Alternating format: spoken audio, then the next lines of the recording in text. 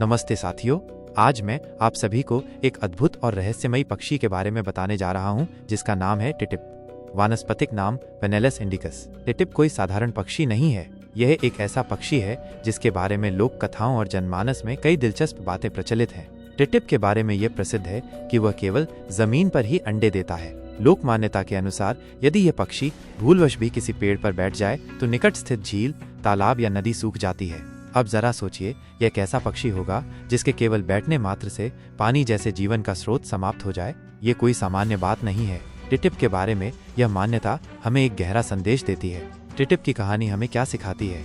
ये केवल एक पक्षी की बात नहीं है। टिटिप एक प्रतीक है संवेदनशीलता का, प्रकृति के संतुलन का और एक छोटी सी असावधानी से होने वाले बड़े परिणामों का।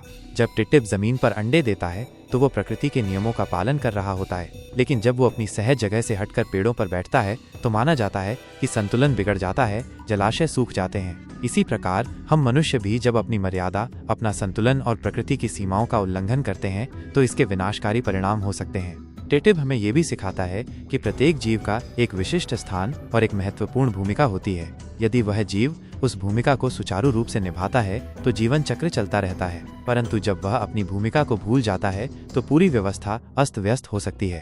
प्रिय मित्रों, टिटिप भले ही विज्ञान की पाठ्यपुस्तकों में इस रूप में वर्णित न हो, लेकिन हमारे लोकगीतों, कहानियों और बुजुर्गों की बातों में इसका उल्लेख अवश्य मिलता है। यह कथा भले ही कल्पना पर आधारित हो, किंतु इसका निहितार्थ अत्यंत गहरा और सत्य है। अतः आइए हम टिटिप की कहानी को केवल एक रहस्यमय किंवदंती न माने, बल्कि एक प्रेरणा के स्रोत के रूप में देखें। ये हमें स्मरण कराती है कि हमें प्रकृति के साथ सामंजस्य बनाकर चलना है, अपनी सीमाओं को पहचानना है और प्रत्येक छोटे कार्य को भी पूरी जिम्मेदारी के साथ करना है, क्योंकि हर छोटे कदम का प्रभाव दूरगामी हो सकता है। आपको हमारी ये जानकारी कैसी लगी, कृपया टिप्पणी में अवश्य बताएं। यदि आपको यह प्रस्तुति अच्छी लगी हो तो इसे लाइक और हमारे चैनल को सब्सक्राइब करना